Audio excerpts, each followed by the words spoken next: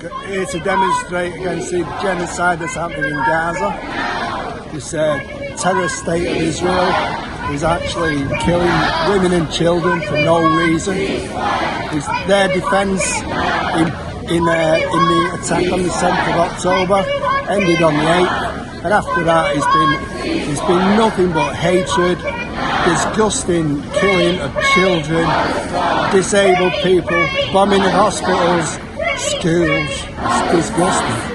I say to the government, listen to the United Nations, 120 countries actually said we wanted a ceasefire. But it needs to make a change.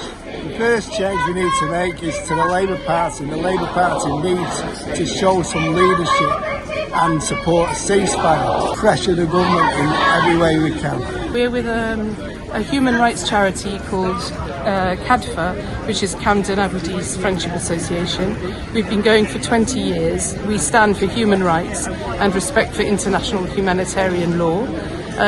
That is frankly what the world needs. I'm here on a personal level because I am upset beyond what I can tell you when I see what is happening to people in Gaza, and when I know what is happening to people in the West Bank, and when I hear complete hypocrisy from our government, and when I hear that our and the real powerful in the world, and when I hear the government talking about sending Navy ships to support a massacre or massacre after massacre.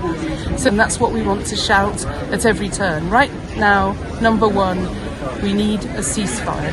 I think our government is shameful. It's appalling. I mean, you know, you can look at it historically and you can see that this government has been involved against Palestine and Palestinian people for over 100 years now, and obviously in league with the powerful the United States and so on. But on the 7th of October, they all came out and said, no surprises, we stand firmly with Israel, and they put plugs in their ears so they could not hear or could not even think about what had been going on from before the 7th of October, and is still going. I'm very, very ashamed actually that our government is sending warships to support a genocide which makes me, and I'm nobody, makes millions of people sick inside and kills thousands of them. We're here to protest about what's going on in Gaza, which is completely disproportionate and a war crime, and we want the killing to stop. And we want a ceasefire in Gaza immediately. We ask our government to call for a ceasefire. We ask them to exert themselves, which they're always telling us they're doing. They're exerting themselves and they're working as hard as they possibly can for a peaceful solution to what's going on, and to stop the killing, to stop the extermination of the people of Gaza.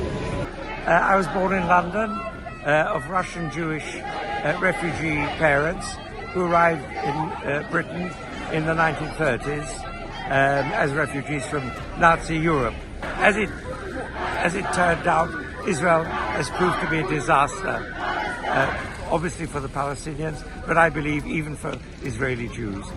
You cannot solve the problems of one people at the expense of another.